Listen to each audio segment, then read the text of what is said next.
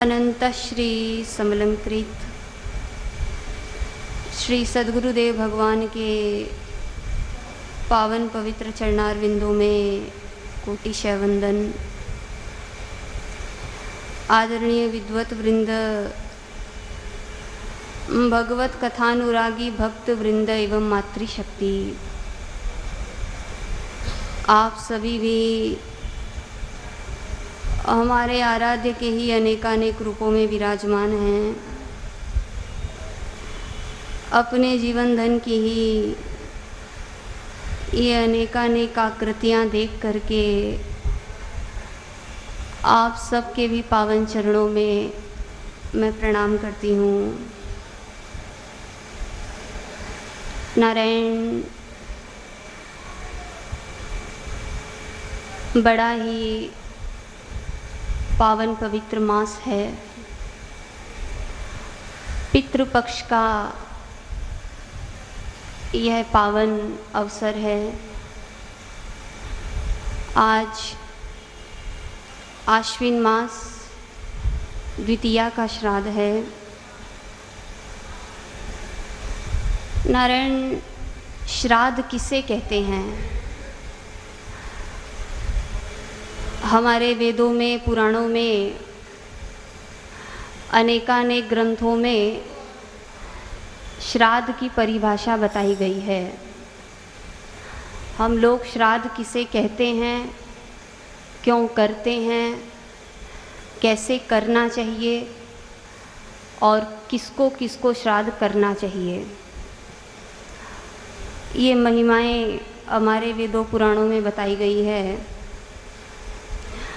नारायण, एक पुराण है जिसका नाम है ब्रह्म पुराण।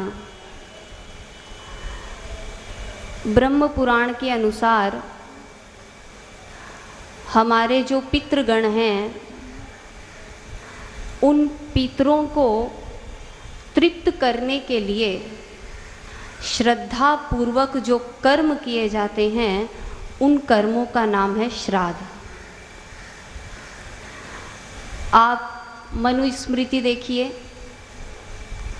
नारायण, मनुस्मृति में तो ये लिखा है कि व्यक्ति श्रद्धा पूर्वक अपने पितरों का जो श्राद्ध करता है, तो वो जितना कर्म उसने किया, उस कर्म का अनंत गुना फल हमारे पितरों को प्राप्त होता है। केवल उतना ही नहीं जितना हमने किया, उसका अनंत गुना फल हमारे पितरों को प्राप्त होता है और उनका शुभ आशीर्वाद हमको मिलता है। जब आश्विन मास प्रारंभ होता है ना, तो जो यमराज हैं, वो यमराज, उनके यहाँ जितने पितर होते हैं ना, वो उन सभी पितरों को अपने पाश से मुक्त कर देते हैं। ये अभी जो आश्विन मास हैं, इस मास में हम लोग के सभी जो पितर हैं, वो अभी यमराज के पास नहीं हैं। वो इस भूलोक के बहुत करीब आ जाते हैं और आ करके हम जो कर्म करते हैं उनके लिए, उनको वो ग्रहण करते हैं और अपना आशीर्वाद देते हैं। नारायण, एक स्मृति है यम स्मृति। यम स्मृति में तो लिखा है कि जैसे मान लीजिए कोई वृक्ष है और उस वृक्ष पर पक्षी जब बैठता है, तो वो पक्षी जितनी बेचैनी से उस वृक्ष के हरे भरे होने का इंतज़ार करता है, उस पर फूल पत्ती आने का इंतज़ार करता है, तो जितनी बेचैनी उस पक्षी को होती है, उतनी ही बेचैनी हमारे पितरों को रहती है इस महीने के लिए, कि कब वो आश्विन मास आए और हम लोग अपनी परंपरा के लोगों से पुण्य उनको दें, वो जो कर्म करें उनको हम ग्रहण करें। तो इतनी बेचैनी से वो इस महीने का इंतज़ार करते हैं। अच्छा नारायण, देखो, ये श्राद्ध करने की कई विधियां होती हैं। हमारे महाराज जी कहते हैं कि कोई भी कार्य जब किया जाए तो उसमें नारायण शास्त्रीय विधा बहुत जरूरी है। जैसे मान लीजिए किसी के 5 पुत्र हैं और एक रहते हैं कलकत्ता में, एक रहते हैं बम्बई में, एक रहते हैं दिल्ली में। ऐसे 5 पुत्र अलग अलग जगह पर रहते हैं। तो जब श्राद्ध आता है तो ये नियम नहीं है कि उन 5 को अपने अपने स्थान पर श्राद्ध करना चाहिए। नियम क्या है? जो नारायण पिता का सबसे बड़ा पुत्र है वो जहाँ रहे बड़े पुत्र को ही अपने स्थान पर श्राद्ध करना चाहिए। एक पितर के लिए विभिन्न विभिन्न स्थानों पर श्राद्ध नहीं किया जाता है, एक ही स्थान प्रधान होता है। अच्छा, तो अब यहाँ एक सवाल उठा कि पुत्र तो श्राद्ध कर देंगे, अब जिसके पुत्र नहीं हैं वो क्या करेंगे? नारायण, उनका भी तो श्राद्ध होना चाहिए। तो जिनके पुत्र नहीं हैं उनका श्राद्ध देखिए कौन कौन करने के अधिकारी हैं। सबसे पहला तो नारायण मान लिया जाए कि पुत्र नहीं है तो उस व्यक्ति का श्राद्ध उसकी पत्नी कर सकती है, पत्नी को ये अधिकार है। और अगर मान लीजिए ब्रह्मचारी है, पत्नी नहीं है, तो भाई को अधिकार है श्राद्ध करने का, भाई श्राद्ध कर सकता है। इसमें देखिए पत्नी आती है, भाई भी कर सकता है और जामाता यानी हमारे जो जवाई हैं, हमारे जवाई भी हमारा श्राद्ध कर सकते हैं। और जवाई का जो बेटा हो जाए यानी अपने नाना का श्राद्ध दोहिता कर सकता है। ऐसा हमारे पुराणों में शास्त्रों में वर्णन मिलता है। तो नारायण, एक तो ये आश्विन मास का पावन पवित्र महीना,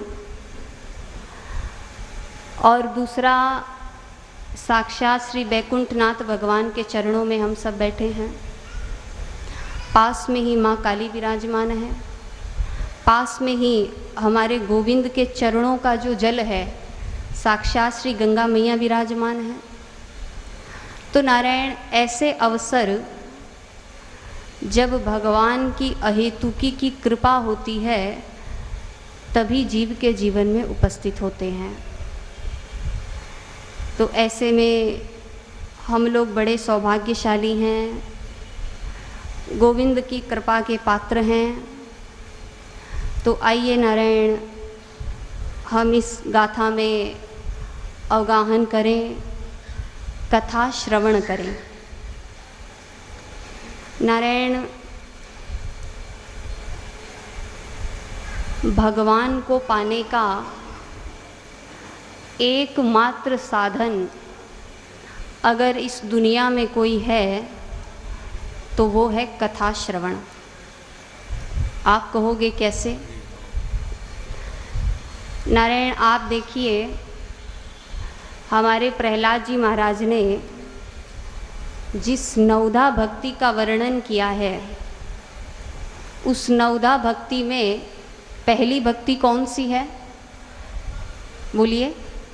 श्रवण। नवधा भक्ति है, नवधा भक्ति की प्रथम भक्ति है श्रवण।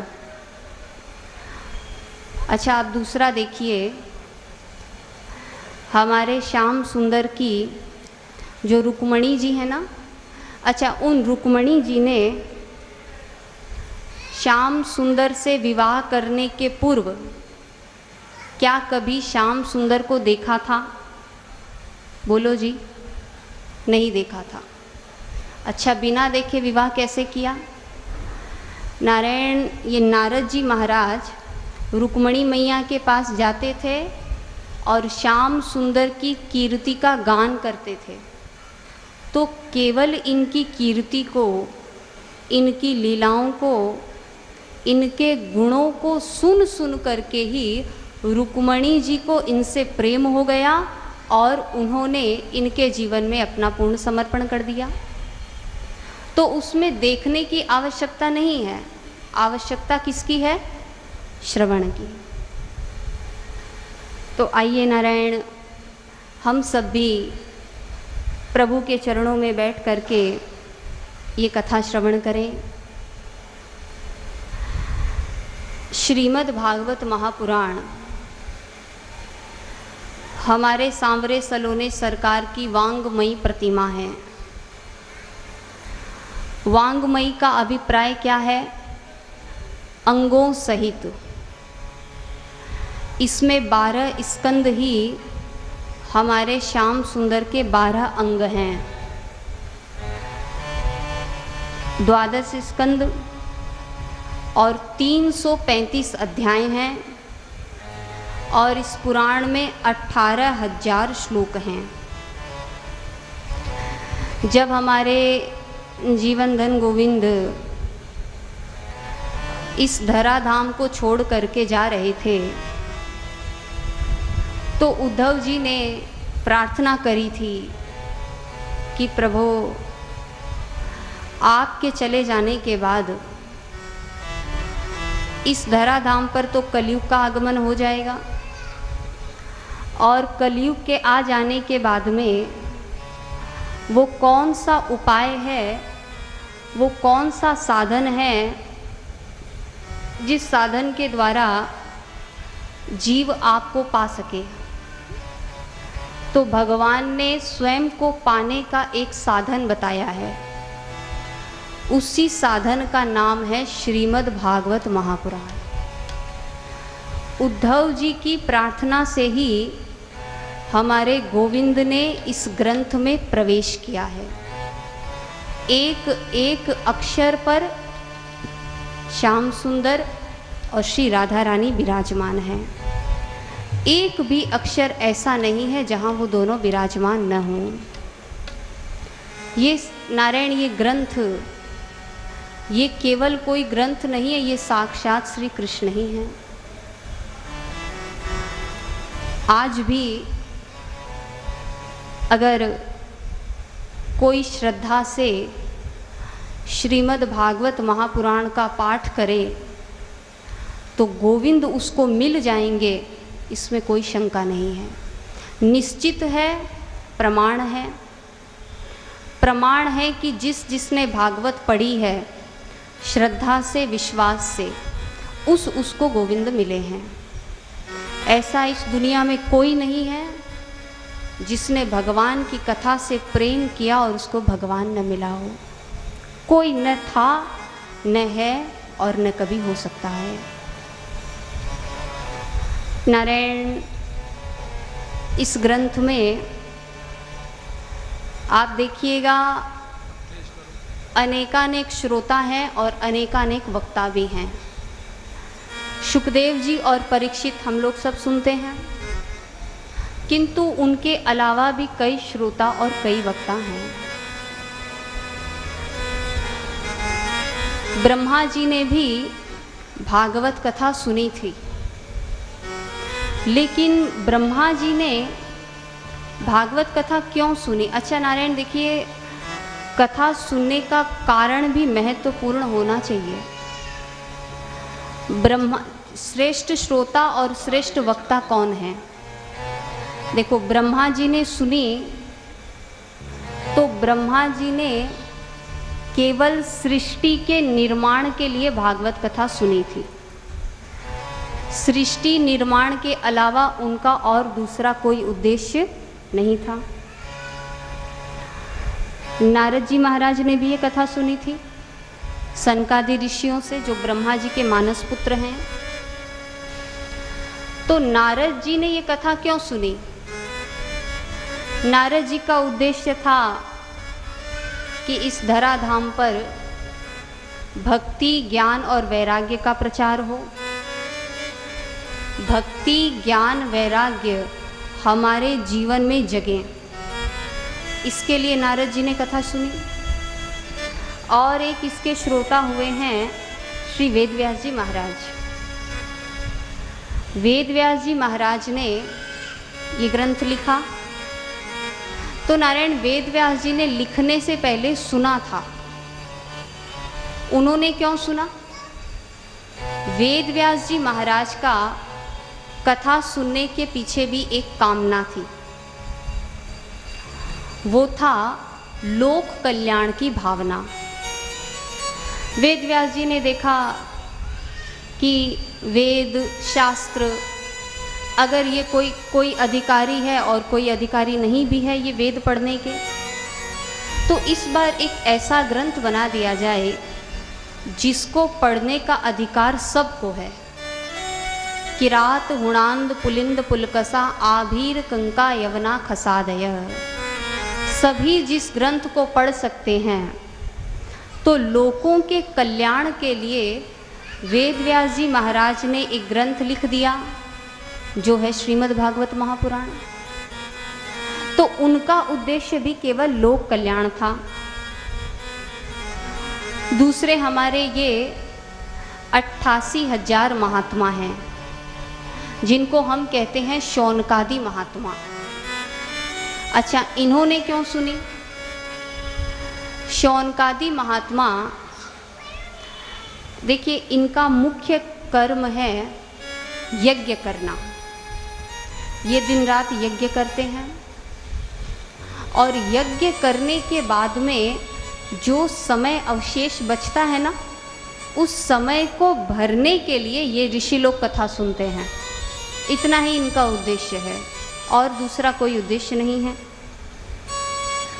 और इसके एक श्रोता हैं राजश्री परीक्षित, और जिनको सुनाने वाले हैं हमारे सुखदेव गुरुदेव। ये उत्तम श्रोता और उत्तम वक्ता हैं। कैसे? नारायण राजश्री परीक्षित ने कथा श्रवण केवल एक उद्देश्य से की है। क्या?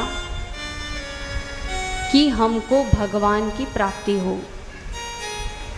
कथा सुनने का केवल एक ही उद्देश्य है, भगवत प्राप्ति। तो भगवत प्राप्ति के उद्देश्य को सामने रख करके राजश्री परीक्षित ने कथा श्रवण करी है, इसलिए वो उत्तम वक्ता है और ये उत्तम श्रोता है परीक्षित जी महाराज। जब हमारे प्रभु स्वधाम गमन कर गए तो भगवान के चले जाने के 30 वर्ष के बाद में भाद्र मास नवमी तिथि और शुक्ल पक्ष को राजश्री परीक्षित ने ये कथा श्रवण करी है सुखदेव गुरुदेव से 30 वर्ष के बाद। और उस 30 वर्ष के जब 200 वर्ष और बीत गए तो संवत कौन सा हुआ? संवत 230। तो संवत 230 में आषाढ़ शुक्ला नवमी को ये कथा श्रवण करी है गोकर्ण जी महाराज ने। गोकर्ण जी ने किसको श्रवण कराई? धुंधकारी को। कई प्रमाण आपको ऐसे मिलेंगे। तो इन प्रमाणों से क्या सिद्ध होता है? नारायण, इन प्रमाणों से ये सिद्ध होता है कि भगवान जब स्वधाम गमन कर गए तो उनके जाने के 30 वर्ष के भीतर ही वेद व्यास जी महाराज ने भागवत लिख दी और लिख करके अपने शिष्यों को पढ़ा भी दिया, केवल 30 वर्ष में। और नारायण, हम लोग के जीवन के 30 वर्ष तो कब बीत गए पता ही नहीं चला। किंतु वेद व्यास जी महाराज ने इन 30 वर्षों में अद्भुत कार्य किया, अद्भुत रचना कर डाली, जो भूतो न भविष्यति। तो नारायण, ऐसा पावन पुनीत ये ग्रंथ है। आइए हम सब इसमें अवगाहन करें। ये हमारे शास्त्र की परंपरा है कि जब भी कोई कार्य प्रारंभ किया जाता है तो उस कार्य के प्रारंभ में मंगलाचरण किया जाता है। मंगलाचरण का अर्थ है गति, ज्ञान, मोक्ष और प्राप्ति। मंगलाचरण में ये जो मंगल शब्द है ये नारायण गत्यर्थक धातु से निष्पन्न शब्द है। यहाँ आप देखिए श्रीमद् भागवत के महात्म्य में 2 श्लोकों के द्वारा मंगलाचरण किया गया है। एक श्लोक में परमात्मा की वंदना है और द्वितीय श्लोक में एक महात्मा की वंदना है, अद्भुत महात्मा। देखिए जिस छंद में परमात्मा को वंदन किया गया है ना, अनुष्टुप छंद में, किंतु उस छंद में महात्मा को वंदन नहीं किया गया। परमात्मा को तो थोड़े से शब्दों में वंदन कर दिया, किंतु जब महात्मा को वंदन किया गया है तो उसमें छंद बदल गया है। तो आइए यहाँ देखिए कितनी सहजता और निपुणता के साथ परमात्मा को वंदन है। ये कहते हैं कि सच्चिदानंद रूपाय विश्वोत्पत्त्यादि हेतवे तापत्रय विनाशाय श्री कृष्णाय वयं नुमः।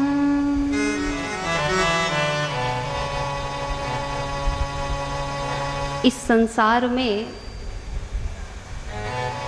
अगर किसी का हृदय उदार है तो वो है महात्मा।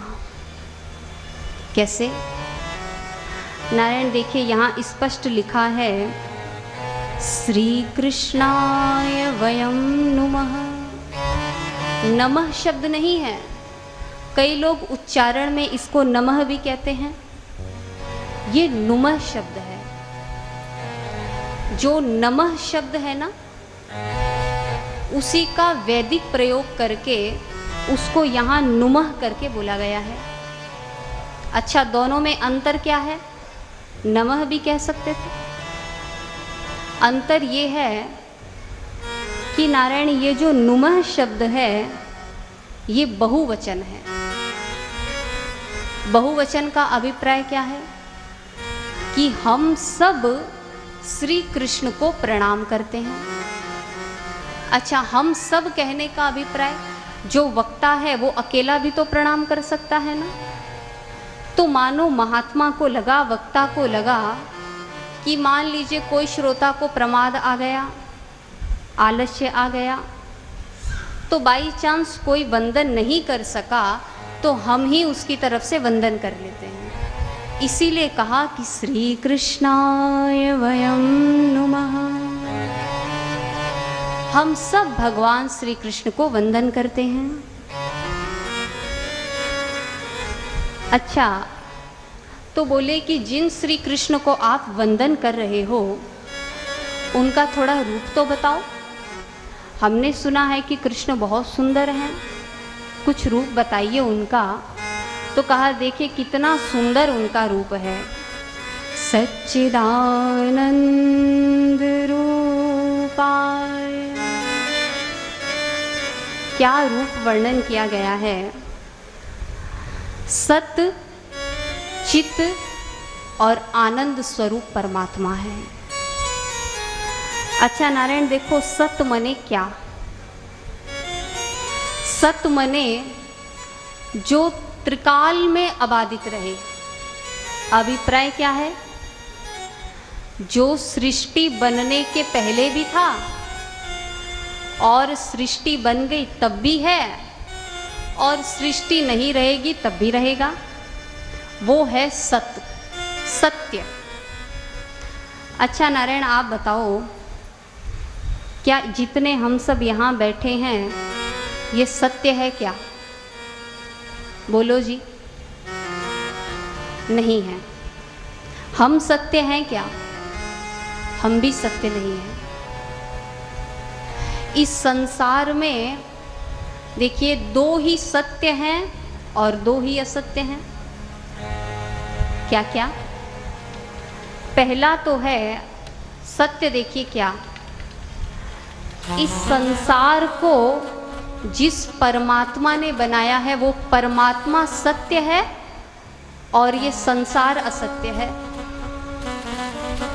और इस संसार में जितने ये शरीर हैं, ये हड्डी मांस के जो शरीर हैं, ये असत्य हैं, किंतु इन शरीर के अंदर जो आत्मा है वो सत्य है।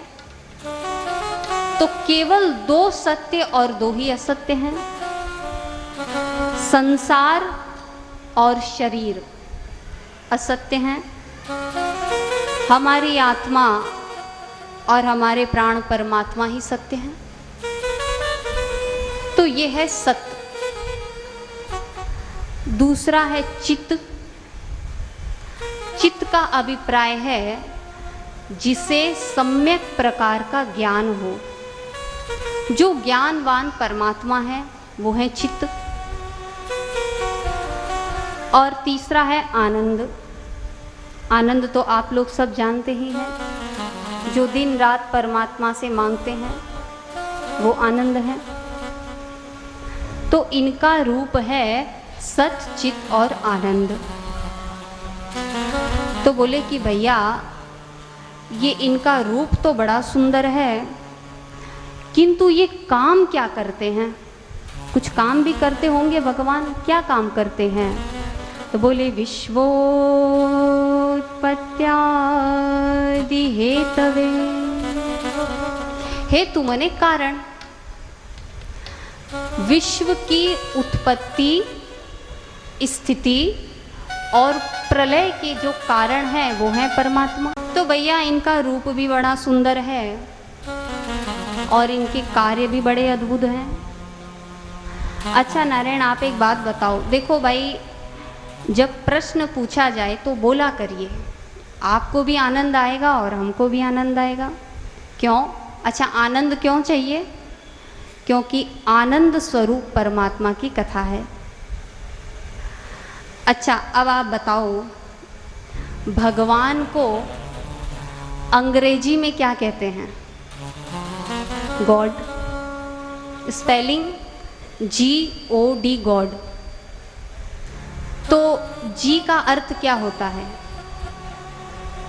देखो, G फॉर होता है जेनरेटर, जो उत्पन्न करे। O फॉर ऑपरेटर, जो चला रहा है। कौन चला रहा है आपको और हमको? जिसने जेनरेट किया, जेनरेटर है, ऑपरेटर है। और D फॉर डिस्ट्रॉयर, जो एक दिन नष्ट भी कर देगा। तो GOD, गॉड। गॉड मने परमात्मा। इसी गॉड का अर्थ है विश्वोत्पत्त्यादि हेतवे। बोले भैया तुम्हारा परमात्मा काम तो बड़ा अच्छा करता है, किंतु अगर हम इसको प्रणाम करेंगे तो हमको मिलेगा क्या? देखो नारायण, ये आ गई कलियुगी बुद्धि। कलियुगी बुद्धि कैसे आई? जो भगवान को वंदन करने में भी कुछ चाह ना रखे। आज किसी से आप बिना मिले, आप बिना कुछ दिए काम करने को बोल दो, वो कहेगा भैया ये नहीं होने वाला, पहले कुछ दो। तो कहा कि अगर कृष्ण को भी हम वंदन करेंगे तो हमको मिलेगा क्या? इसलिए कह दिया कि तापत्रय विनाशाय, ये मिलेगा। अभिप्राय क्या है? देखो नारायण, तापत्रय मने 3 प्रकार के ताप।